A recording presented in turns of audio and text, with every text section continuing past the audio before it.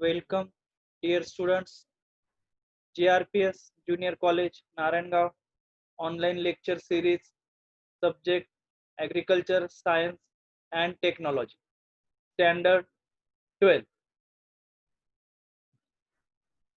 मागील लेसन मध्ये आपण कमर्शियल क्रॉप बद्दल त्या ठिकाणी माहिती घेत होतो.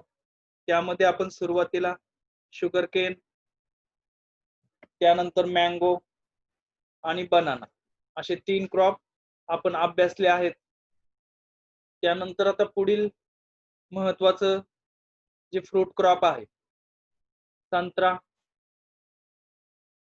या ठिकाणी संत्रा जे फ्रूट क्रॉप आहे ते आपण सर्वांनी पाहिलेलं आहे. संत्रा सर्वांना ओळखता येतो. संत्रालाच त्यामध्ये मँडेरियन ऑरेंज असं म्हणतात. साधारणतः मँडेरियन ऑरेंज जे आहे ते या ठिकाणी मराठीमध्ये आपण संत्री असं म्हणतो किंवा संत्रा असं त्या ठिकाणी मँडेरियन ऑरेंजला आपण म्हणतो. Botanical name citrus reticulata. याचं बॉटनिकल नेम जे आहे ते सिट्रस रेटिक्युलेटा हे आहे. यामध्ये त्याची जी फॅमिली आहे फॅमिली रुटियासी. तर या प्रकारामध्ये वेगवेगळ्या स्पेसीज आहेत. त्यामध्ये आपण लिंबू, त्यानंतर संत्री, मोसंबी, इडलिंबू अशा प्रकारातली जी फळं आहेत ती त्या रुटियासी फॅमिलीमध्ये येतात. विद्यार्थ्यांनी बॉटनिकल नेम लक्षात ठेवायचा आहे सिट्रस रेटिक्युलेटा. त्यानंतर ओरिजिन. संत्र्याचं जे ओरिजिन आहे ते साऊथ ईस्ट एशिया, त्यामध्ये इंडिया आणि चायनामध्ये संत्र्याचं ओरिजिन आहे. किंवा परीक्षेमध्ये तुम्ही साऊथ ईस्ट एशिया हे जरी लिहिलं तरी त्या ठिकाणी तुम्हाला मार्क्स मिळतील. त्यानंतर बॉटनिकल नेम आणि फॅमिली हे एक मार्क्ससाठी परीक्षेमध्ये विचारले जातात. त्यामुळे बॉटनिकल नेम आणि फॅमिली तुम्ही लक्षात ठेवली पाहिजे, पाठ केली पाहिजे. त्यानंतर इकॉनॉमिक इम्पॉर्टन्स किंवा आपण त्याला युजेस असं म्हणतो ते आपण पाहूयात. संत्रा is the most refreshing and health promoting juicy fruit. यामध्ये आता पहिला जो मुद्दा आहे santra is most refreshing and health promoting juicy fruit असं म्हटलेलं आहे. त्यामध्ये जर आजारी पेशंट्स असतील त्याला आपण संत्र्याचं ज्यूस या ठिकाणी देत असतो. त्याचबरोबर हेल्थ प्रमोटिंग त्यामध्ये क्वालिटीज आहेत. त्याचबरोबर रिफ्रेश करण्याचं त्यामध्ये जी क्वालिटी आहे संत्र्याची ती सुद्धा त्या ठिकाणी चांगल्या पद्धतीची आहे. त्यामुळं त्याचं महत्वाचं जे इम्पॉर्टन्स आहे santra is the most refreshing and health promoting juicy fruit आहे. Then second, fruit is excellent source of pectin and essential oils. त्याचबरोबर त्याच्या फळामध्ये पेक्टिन आणि इसेन्शियल ऑइल्स त्या ठिकाणी मिळतात.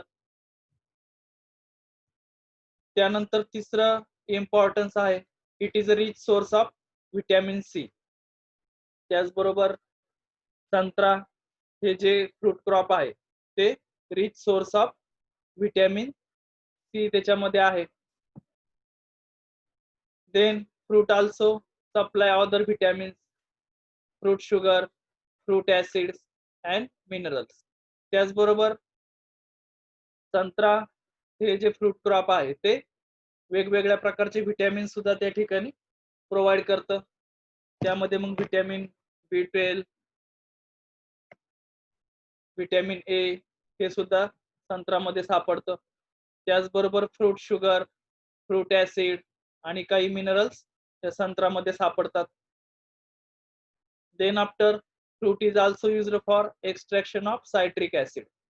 त्याचबरोबर संत्र्यामधून त्या ठिकाणी सायट्रिक ऍसिड सुद्धा मिळवलं जातं, एक्सट्रॅक्शन त्या ठिकाणी केलं जातं.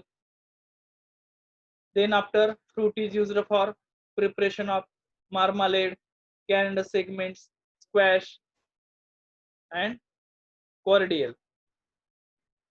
तर फ्रूट पासून आपण त्या ठिकाणी मार्मालेड बनवतो, कॅन्ड सेगमेंट्स बनवतो, स्क्वॅश बनवतो, कॉर्डियल बनवतो. त्यामध्ये काही शीतपेय, त्याचबरोबर स्लाइसच्या जे प्रकार आहेत त्यामध्ये संत्र्याचा ज्यूस त्या ठिकाणी वापरला जातो. कॅनड जे सेगमेंट्स आहेत त्यामध्ये हवाबंद प्रकारचे जे पदार्थ आहेत किंवा जे लिक्विड फॉर्म मध्ये आपल्याला मिळतात त्यामध्ये संत्र्याचा ज्यूस त्या ठिकाणी वापरला जातो. इकॉनॉमिक इम्पॉर्ट्स मध्ये लक्षात ठेवताना first most important refreshing and health promoting juicy fruits त्याचा असतो. त्यानंतर पेक्टिन अँड इसेन्शियल ऑइल्स त्याच्यापासून बनवले जातात. Rich source of vitamin C, त्याचबरोबर other vitamins, fruit sugar, fruit acids and minerals. Fruit is also used for extraction of citric acid. Then it is used for preparation of marmalade, canned segments, squash and cordial. Then after soil requirement of santra crop. संत्रा requires medium to light loamy soil. संत्रा ह्या पिकासाठी medium to light loam soil त्या ठिकाणी suitable आहे. मध्यम ते हलकी जी जमीन आहे अशा जमिनीमध्ये संत्रा पीक त्या ठिकाणी येतं. It should be fertile and well drain with good amount of organic matter. आता या ठिकाणी जी सॉइल पाहिजे ती वेल फर्टाईल त्या ठिकाणी पाहिजे, वेल ड्रेन पाहिजे, पाण्याचा चांगला निचरा होणारी पाहिजे, चांगली सुपीक पाहिजे. त्याचबरोबर चांगल्या पद्धतीचे सेंद्रिय जे घटक आहेत ऑर्गॅनिक मॅटर त्यामध्ये चांगल्या पद्धतीचे त्या जमिनीमध्ये पाहिजे. आता आतापर्यंत आपण जी पिकं शिकलो त्यामध्ये हा मुद्दा प्रत्येक पिकामध्ये आलेला आहे, त्यामुळे तो तुम्ही प्रत्येक पिकामध्ये लिहिणं गरजेचं आहे. Soil should be fertile and well drain and good amount of organic matter. Then soil containing lime nodules should be rejected. त्याचबरोबर या ठिकाणी जर सॉइल कॅल्केरियस जर असेल, लाईम त्यामध्ये जास्त असेल म्हणजे चुनखडी जर जास्त असेल तर अशा पद्धतीची सॉइल संत्र्यासाठी योग्य नाहीये. त्यामुळे अशी सॉइल तुम्ही रिजेक्ट करायची आहे प्लांटिंग साठी. Optimum pH range is 6.5 to 7.5. त्याचबरोबर जो जमिनीचा सामू आहे तो सामू 6.5 to 7.5 त्या ठिकाणी आवश्यक असतो. आता सॉइल मध्ये जे महत्वाचे मुद्दे आहेत त्यामध्ये medium to light loamy soil, soil should be fertile and well drained, good amount of organic matter, soil containing lime nodules should be rejected and pH range 6.5 to 7.5 हे मुद्दे सॉइल रिक्वायरमेंट मध्ये तुम्ही लिहिणं गरजेचं आहे. Then after climatic requirement of santra crop. It is a subtropical crop. संत्रा हे जे पीक आहे तर ते समशीतोष्ण प्रकारामधलं हे पीक आहे. अशा एरियामध्ये हे पीक आपण घेतो. Subtropical crop. It requires warm and humid climate with more rainfall 875 to 1125 mm. यामध्ये संत्रा हे जे पीक आहे तर ते साधारणतः वार्म अँड ह्युमिड क्लायमेट, उष्ण आणि दमट हवामानामध्ये येणारं पीक आहे. साधारणतः पावसाचं जे प्रमाण आहे वार्षिक पर्जन्यमान 875 ते 1125 मिलीमीटर एवढा पाऊस या पिकाला आवश्यक असतो. Average temperature range is 10 degree celsius to 37 degree celsius. Temperature जी रेंज आहे तर ती 10 ते 37 डिग्री सेल्सिअस एवढी आहे. Saver cold is harmful for growth. या ठिकाणी सेव्हर कोल्ड म्हणजे जास्त प्रमाणात जर थंडी पडली तर ह्या पिकाला हानिकारक आहे. कारण जास्त थंडीमध्ये डिसीज आणि पेस्टचा अटॅक जास्त प्रमाणात होतो आणि त्यामुळं या ठिकाणी आपल्याला नुकसान होतं. त्यामुळे severe cold is harmful for growth of santra crop. तर क्लायमेट मध्ये आपण शिकलो climate is subtropical crop आहे. Requires warm and humid climate with more rainfall. Average temperature 10 to 37 degree Celsius. Severe cold is harmful. हे मुद्दे महत्वाचे आहेत. Then after propagation, त्यालाच आपण प्रजनन असं म्हणतो. तर प्रोपोगेशन करण्याच्या ज्या पद्धती आहेत किंवा प्रोपोगेशन साठी काय महत्वाचं आहे हे आपण आता याच्यात पाहूया. Oranges is commercially propagated by shield or tea budding by using rootstock, jumberry or rangpur lime. आता या पहिल्या ओळीमध्ये या ठिकाणी महत्वाचं आहे orange is commercially propagated bye shield. आता शिल्ड म्हणजे काय तर शिल्ड मध्ये मराठीमध्ये आपण ढाल असं म्हणतो. शिल्ड म्हणजे ढालीसारखं त्या ठिकाणी आपण बडिंग करताना त्या ठिकाणी जो बड आहे तो बड ढालीसारखा असतो तो त्या ठिकाणी वापरायचा आहे. किंवा टी बडिंग, त्याला आपण टी बडिंग सुद्धा म्हणतो. त्यामध्ये टी आकाराचा आपण काप घेऊन त्यामध्ये जे बड आहे तो बड त्या ठिकाणी आपण रोज स्टॉकला त्या ठिकाणी फिट करत असतो. आणि रोज स्टॉक जे वापरतो आपण ते जम्बेरी और रंगपूर लाईम. जम्बेरी और रंगपूर लाईम म्हणजे काय तर जम्बेरी आणि रंगपूर लाईम ही नावं आहेत ज्या लोकल त्या ठिकाणी गावठी जे वाण असतात किंवा गावठी ज्या व्हरायटी असतात त्या व्हरायटी त्या जम्बेरी आणि रंगपूर लाईम आहेत की ज्या डिसीज रेजिस्टन्स आहेत, हार्डी आहेत, अशा जाती आहेत. त्यांचा वापर आपण रूट स्टॉक म्हणून करतो. रूट स्टॉक म्हणजे आपण या ठिकाणी त्याची सुरुवातीला लागवड करतो आणि त्याच्यावरती नंतर ज्या हायब्रिड व्हरायटी आहेत, चांगले उत्पादन देणाऱ्या व्हरायटी आहेत, त्यांचे डोळे आपण या व्हरायटींवरती भरत असतो. त्याला आपण रूट स्टॉक असं म्हणतो. Rootstock of Rangpur lime is suitable for early bearing more and quality fruits. आता या ठिकाणी जो रूट स्टॉक आहे रंगपूर लाईम त्याचं जी क्वालिटी आहे is suitable for early bearing. लवकर त्या ठिकाणी त्याला फुलं येतात आणि लवकर फळं लागतात. मोर अँड क्वालिटी फ्रुट्स, त्याचबरोबर या ठिकाणी जास्त आणि चांगल्या क्वालिटीचे फ्रुट्स त्या ठिकाणी येतात. It is free from tristeza virus, त्याचबरोबर it is free from tristeza virus त्या ठिकाणी आहेत. Seed of rootstock are sown in bed during October-November and seedlings become ready for budding during next year in October-November. आता या ठिकाणी seed आहे, seed of route stock या ठिकाणी speed झालेला आहे तर इथं सीड आहे. Seed of rootstock are grown in sown in bed during October November मध्ये आपण याचे जे रूट स्टॉक आहेत याच्या ज्या सीड्स आहेत किंवा ज्या काड्या आहेत जम्बेरी आणि रंगपूर लाईमच्या त्या आपण या ठिकाणी ऑक्टोबर-नोव्हेंबर मध्ये आपण त्याचं सोईंग करतो. Seedlings become ready for budding during next year in October-November. आणि त्याचे जे सीडलिंग्स आहेत जे रोपं नंतर तयार होतात पुढे ती ऑक्टोबर-नोव्हेंबर मध्ये आपण बडिंग साठी ती तयार होतात. तर अशा पद्धतीने प्रोपोगेशन आपण त्या ठिकाणी करू शकतो. त्यानंतर आता पुढे आपण रंगपूर लाईन ची इन्फॉर्मेशन पाहूयात.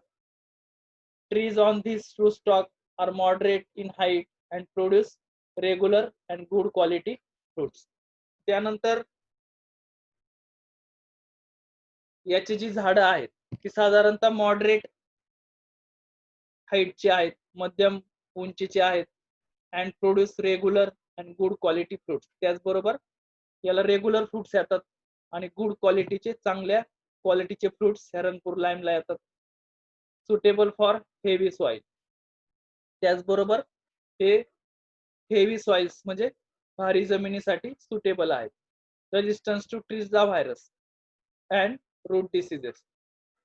त्याचबरोबर जो ट्रिस्टा व्हायरस आहे त्याला हे रेजिस्टन्स आहेत आणि जे रूट डिसीज आहेत, जे फंगल डिसीज येतात त्याला सुद्धा हे रेजिस्टन्स आहेत.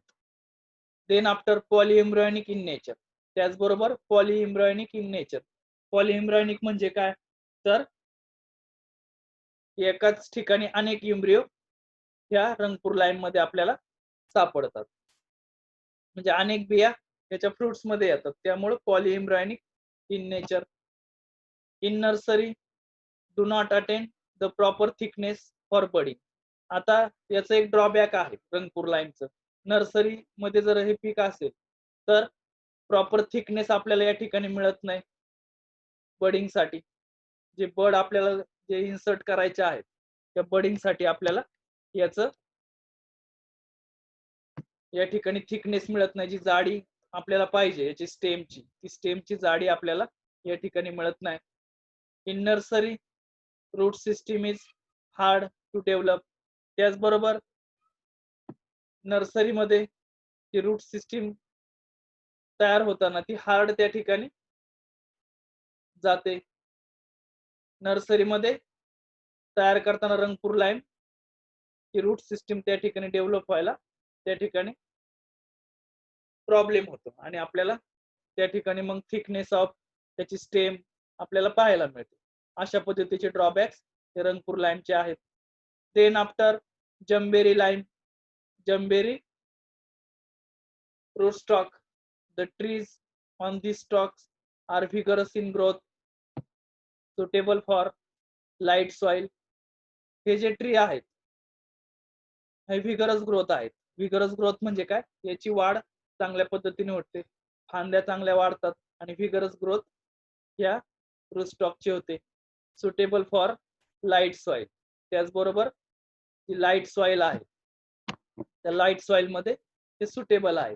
आता रंगपूर लाईम मध्ये आपण पाहिलं की हे हेवी सॉइल मध्ये सुटेबल आहेत आणि जम्बेरी रूटस्टॉक जो आहे तर तो लाईट सॉइल मध्ये म्हणजे हलक्या जमिनीमध्ये सुटेबल आहे.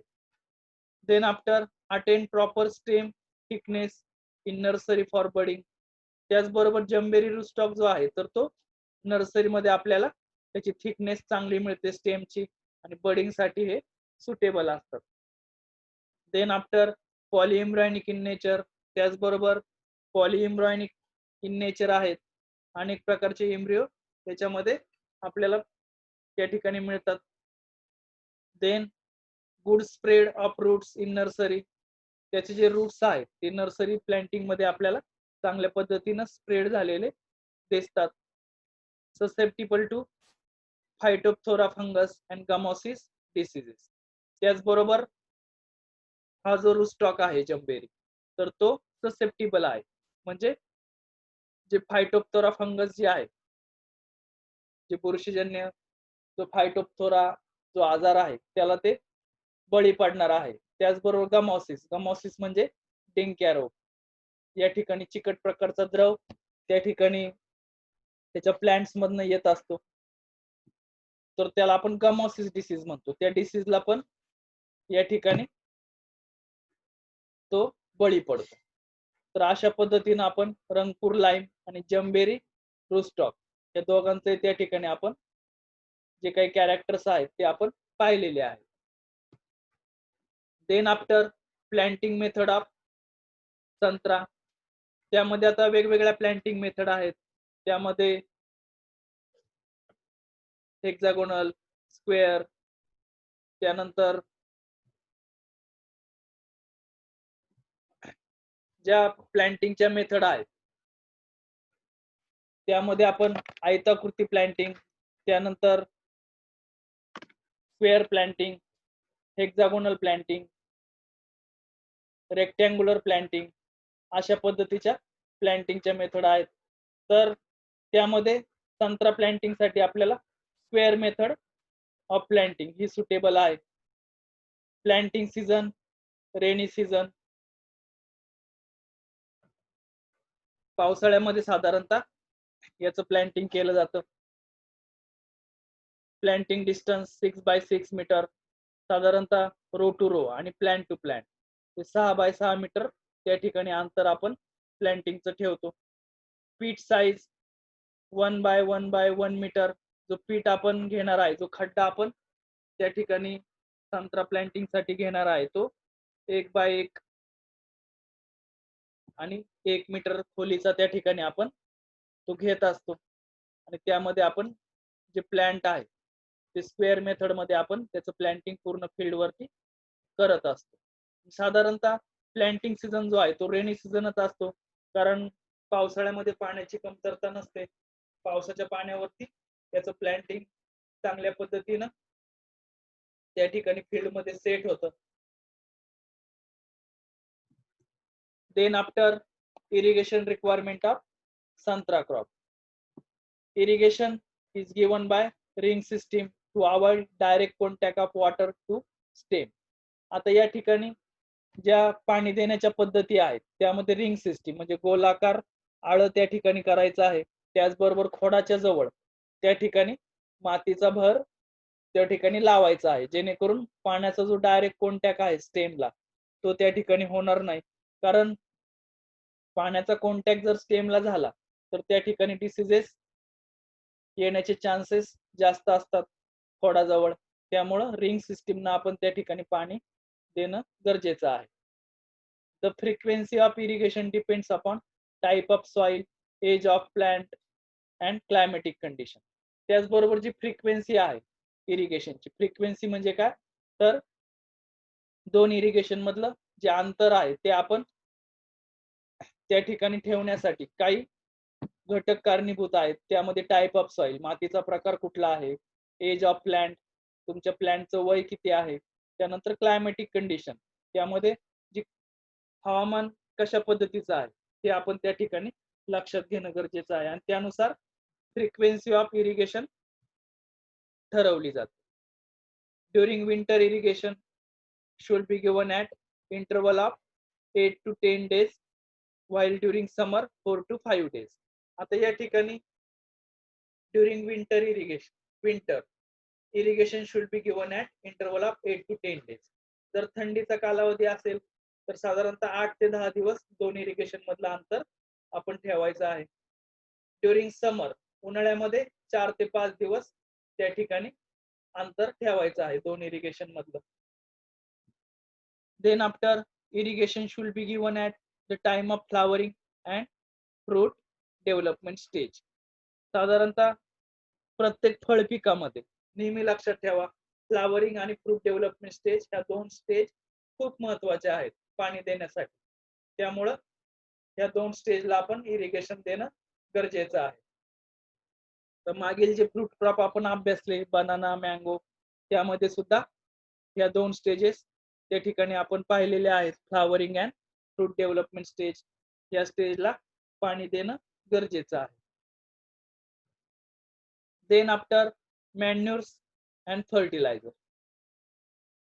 First year tree should be manured with 5 kg FYM plus 120 gram nitrogen, 60 gram phosphorus, 50 gram potassium and 0.20 kg Neem cake. साधारणतः 250 ग्रॅम या ठिकाणी नीम केक आपण वापरायचा आहे. तर पहिल्या वर्षी फर्स्ट इयरचं जर प्लांटिंग असेल आपलं तर त्या ठिकाणी 5 किलो FYM एका झाडाला टाकायचा आहे. हा जो डोस दिलेला आहे तो एका प्लांटचा आहे हे लक्षात ठेवा. नाहीतर बरेचसे विद्यार्थी परीक्षेमध्ये लिहिताना त्या ठिकाणी चुकतात आणि हा डोस बरोबर लिहितात परंतु 1 हेक्टर साठी आहे असं लिहितात. त्यामुळे त्यांचं उत्तर त्या ठिकाणी चुकतं. त्यामुळे दिलेला जो डोस आहे तो पर प्लांटचा आहे हे प्रत्येक विद्यार्थ्यानं लक्षात ठेवायचं आहे. तर पहिल्या वर्षी आपण 5 किलो शेणखत FYM त्या ठिकाणी टाकतो. 120 gram nitrogen, 60 gram phosphorus, 50 gram potassium, त्यालाच आपण नत्र, स्फुरद आणि पोटॅशियमला पालाश असं म्हणतो. आणि 0.25 kg निंबोळी पेंड, नीम केक म्हणजे निंबोळी पेंड आपण टाकायची आहे. The dose should be increase with age of the tree. त्याचबरोबर जो डोस आहे तो आपण टप्प्याटप्प्याने त्या ठिकाणी वाढवायचा आहे. जसं आपलं पीक त्या ठिकाणी वाढत आहे, त्याचं एज, वय जसं वाढतंय तसं त्या ठिकाणी त्याचा डोस पण आपण वाढवायचा आहे. After 10 years tree should be manured with 50 kg FIM, 1200 gram nitrogen, 400 gram phosphorus, 400 gram potassium plus 2 kg neem cake. आता या ठिकाणी लक्ष द्या, आफ्टर 10 years म्हणजे 10 वर्ष आपल्या प्लांट्सला पूर्ण झालेली आहे. त्यानंतर आपण 50 kg FIM टाकायचा आहे. एका झाडाला 50 किलो शेणखत किंवा compost, 1200 gram nitrogen, 400 gram phosphorus, 400 gram स्फुरद, पालाश. स्फुरद म्हणजे फॉस्फरस आणि नत्र, स्फुरद आणि पालाश म्हणजे पोटॅशियम. त्यानंतर 2 किलो नीम केक, निंबोळी पेंड त्या ठिकाणी 2 किलोची टाकायची आहे 10 वर्षानंतर. तर अशा पद्धतीनं मॅन्युअर्स आणि फर्टिलायझर्स या ठिकाणी देणं गरजेचं आहे संत्रा फ्रूट क्रॉपला.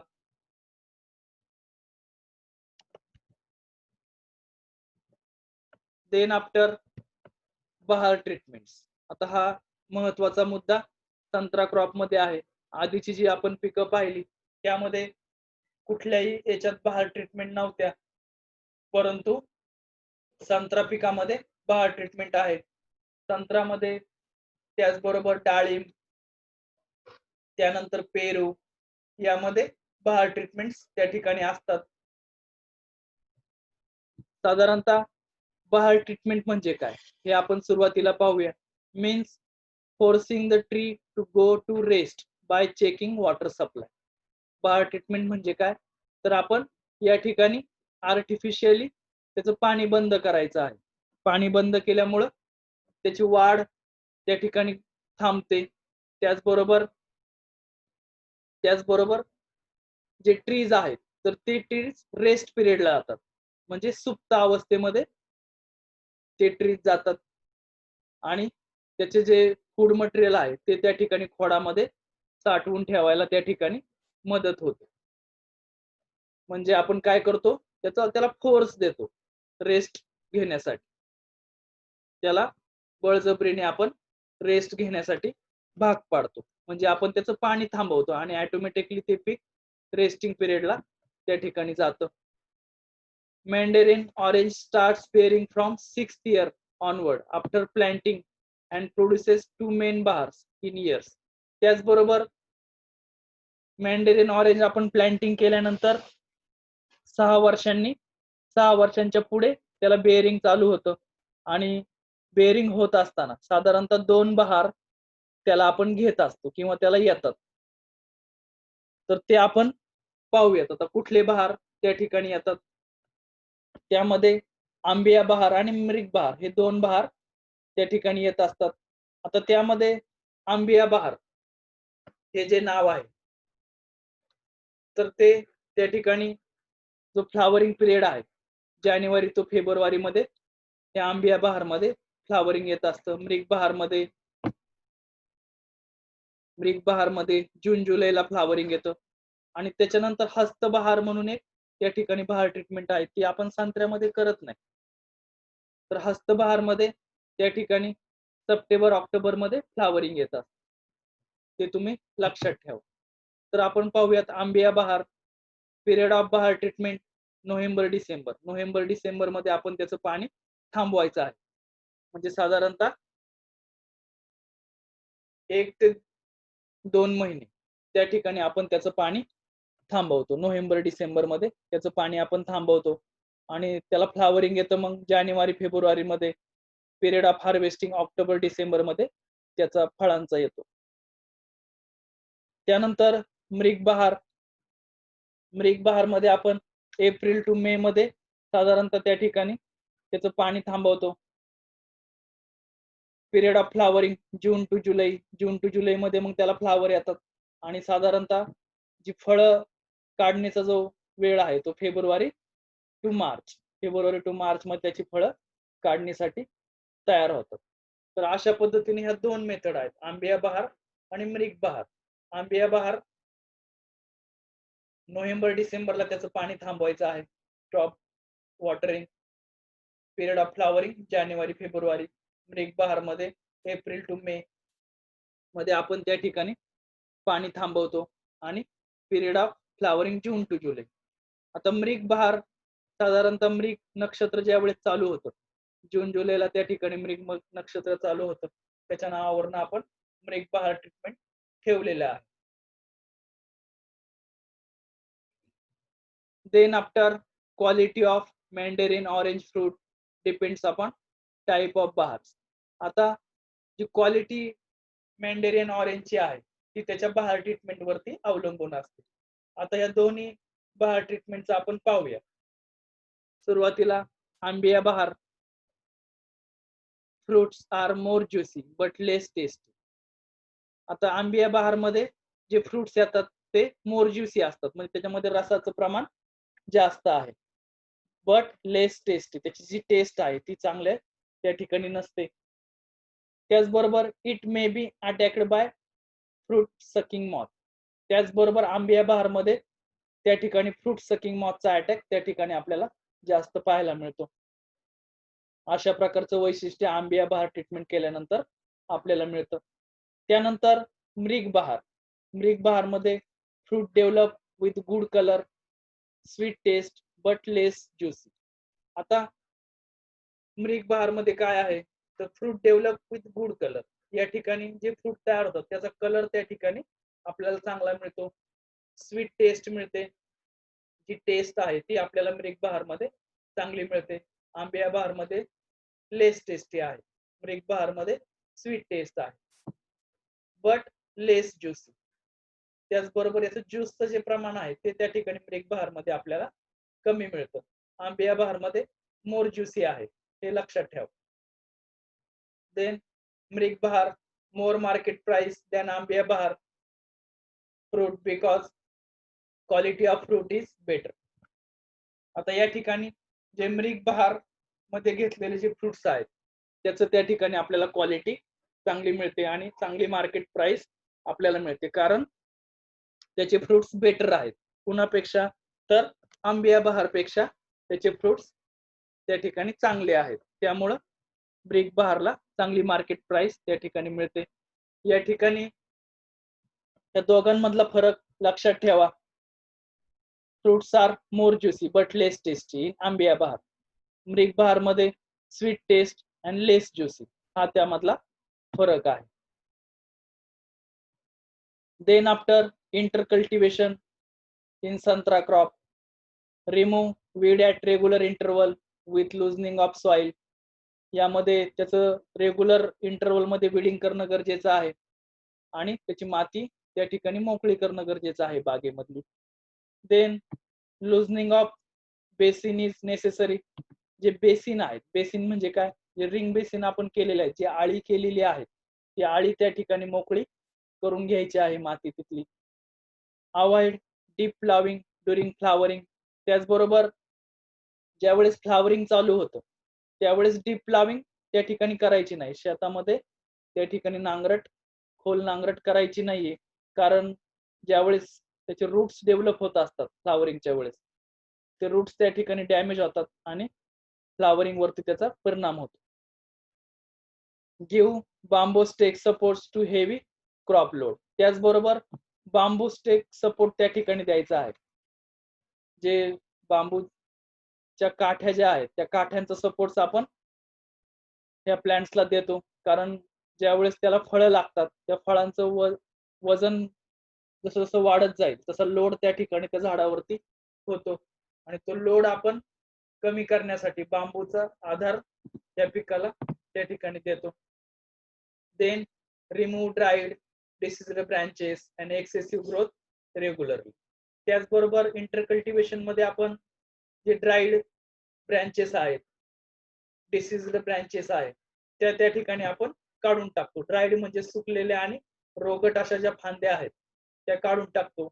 त्याचबरोबर एक्सेसिव्ह ग्रोथ, त्याचबरोबर जी एक्सेसिव्ह ग्रोथ झालेली, जी जास्त वाढ झालेली आहे, अशी फांद्या आपण त्या ठिकाणी कट करून टाकणं गरजेचं आहे. Then after harvesting and yield of santra crop, fruit matures within 8 to 9 months after flowering. Flowering झाल्यानंतर 8 ते 9 महिन्यांनी संत्रा क्रॉप त्या ठिकाणी काढणीस आपलं तयार होतं. जे फ्रुट्स आहेत ते 8 ते 9 महिन्यांनी काढणीस तयार होतात. Change in colour of fruits dark green to pale green is a sign of maturity. आता फळांचा जो कलर आहे तो dark green to pale green त्या ठिकाणी होतो, म्हणजे गडद हिरवा ते फिक्कट हिरवा कलर त्या ठिकाणी आपल्याला पाहायला मिळतो. द फ्रुट्स ऑफ संत्रा are harvested at one time. त्याचबरोबर जे संत्रा फ्रूट जे आहे तर ते एकाच वेळी सर्व त्या ठिकाणी आपण हार्वेस्ट करतो. The economically life of plant is 25 to 30 years. त्याचबरोबर संत्रा पिकाची जी इकॉनॉमिकल लाईफ आहे तर ती 25 ते 30 वर्ष त्या ठिकाणी आहे. आता हार्वेस्टिंग मध्ये तुम्ही लक्षात ठेवायचंय 8 ते 9 महिने फुलं आल्यानंतर त्याला कालावधी लागतो फळ पूर्ण त्याचं लाईफ कंप्लीट करायला. त्यानंतर त्याचा कलर जो चेंज होतो तो fruit dark green to pale green colour त्या ठिकाणी फळांचा त्या ठिकाणी मिळतो. त्यानंतर पूर्ण संत्रा पीक जे आहे तर ते एकाच वेळी आपण फ्रुट्स त्या ठिकाणी काढतो. त्याचबरोबर economical life of plant is 25 to 30 years. 25 ते 30 वर्ष त्याची इकॉनॉमिक लाईफ आहे. देन आफ्टर yield ऑफ संत्रा 800 to 1600 फ्रुट्स पर ट्री. 800 ते 1600 फ्रुट्स पर ट्री. एका झाडाला 800 ते 1600 फ्रुट्स त्या ठिकाणी येतात. और 10 tons per hectare per year, किंवा 10 टन प्रति हेक्टर. पूर्ण हेक्टरचं दिलेलं आहे आणि इथं 800 ते 1600 फ्रुट्स एका झाडाचे दिलेले आहेत. एका वर्षामध्ये त्याला त्या ठिकाणी 2 बहारमध्ये फळं येतात. देन आफ्टर व्हरायटीज ऑफ संत्रा.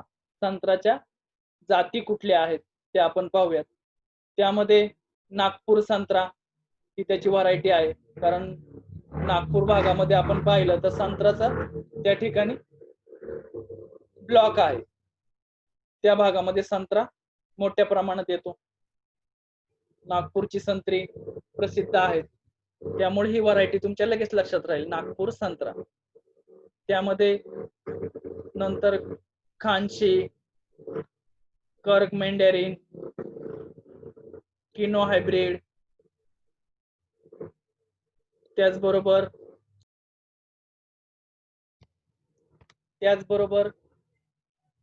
किनो हे हायब्रिड व्हरायटी आहे. कर्क मेंडेरिन ही पण त्या ठिकाणी चांगली व्हरायटी आहे. मुदखेड सीडलेस ही सीडलेस व्हरायटी आहे, त्याच्या आतमध्ये बिया नाहीये. मुदखेड सीडलेस. देन हनी, सत्सुमा ही एक व्हरायटी आहे. डॅन्सी, एम्पेरियर या सगळ्या संत्र्याच्या व्हरायटी आहेत. देन आफ्टर पेस्ट ऑफ संत्रा. संत्रा पिकावरील कीड आहे, ही कीड आता आपण पाहूया. त्यामध्ये फर्स्ट स्टेम बोरर. आता मागील फ्रूट क्रॉप मध्ये सुद्धा पण आपण स्टेम बोरर पाहिलेले आहे, त्यामुळं स्टेम बोरर तुम्हाला ओळखता येतो. Nature of damage, it is serious paste. bore to trunk near tree base and make tunnel and plant are dry. तर स्टेम बोरर जो आहे तो साधारणतः सिरियस पेस्ट आहे. Bore to the trunk near tree base, खोडाच्या जवळ खालच्या बाजूला ट्रीच्या बेसला त्या ठिकाणी तो होल करतो. स्टेम बोरर जो आहे तो त्या ठिकाणी होल करतो आणि आतमध्ये बोगदा त्या ठिकाणी तयार करतो, मेक टनेल आणि प्लांट्स आर ड्राय. आणि त्याच्यानंतर आतला जो बार्क आहे तो बार्क म्हणजे आतलं जे खोडाचं मटेरियल आहे ते खाण्याचं काम तो स्टेम बोरर करतो आणि प्लांट्स त्याच्यानंतर ड्राय होतं आणि त्या ठिकाणी हळूहळू ते मरून जात. आता control measure of stem borer. Stem borer control measure use कार्बोफ्युरॉन granules at 3 gram per plant. कार्बोफ्युरॉन जे ग्रॅन्युल्स आहेत ते सुद्धा त्या ठिकाणी वापरायचे. 3 ग्रॅम प्रति प्लांट्सला त्या ठिकाणी त्याचं ऍप्लिकेशन करायचं आहे. त्याचबरोबर आपण मागे पाहिलं केरोसिनची सुद्धा ट्रीटमेंट त्या ठिकाणी स्टेम बोरर साठी करता येते. Then lemon butterfly. Lemon butterfly या ठिकाणी पिक्चर दिलेला आहे.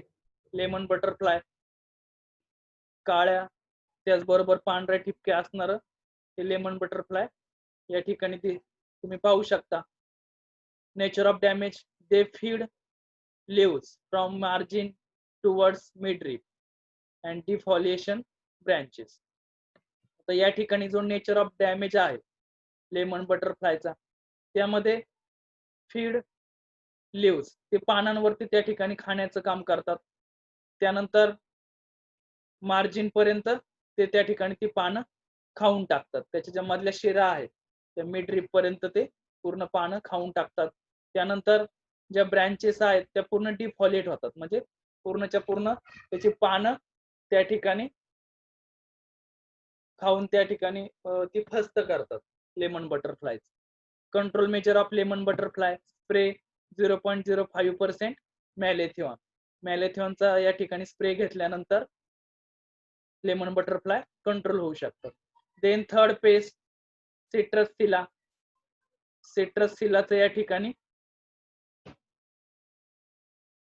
चित्र दिलेलं आहे.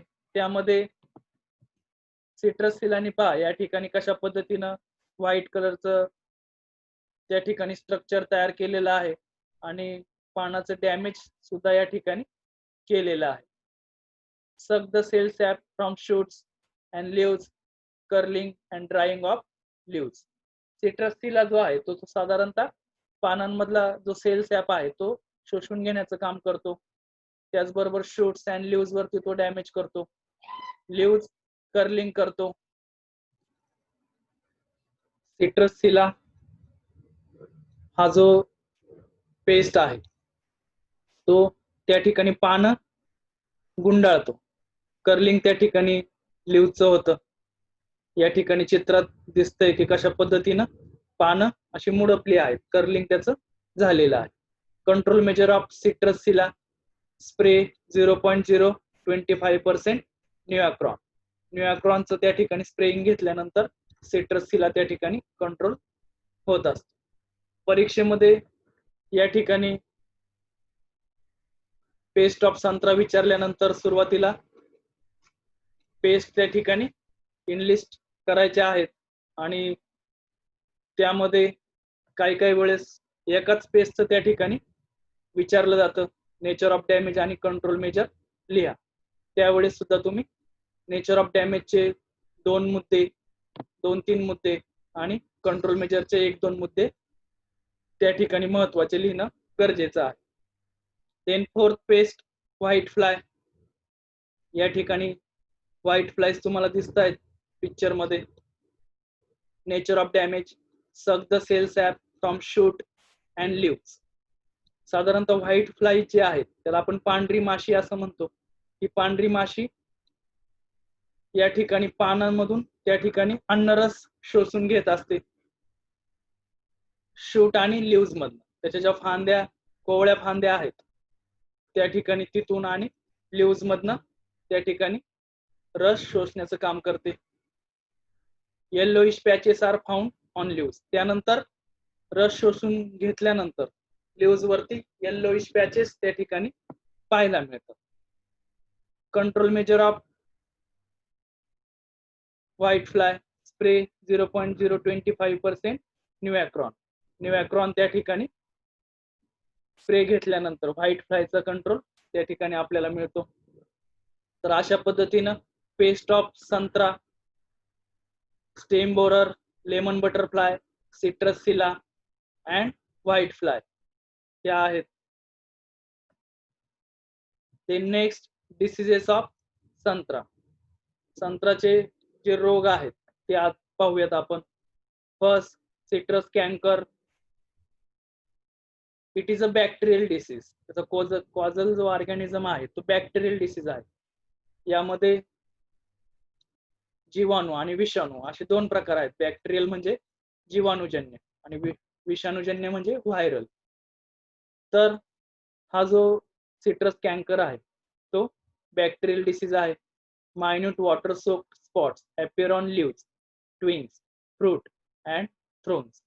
यामध्ये जे मायन्यूट वॉटर सोक्ड स्पॉट्स त्या ठिकाणी आपल्याला दिसतात.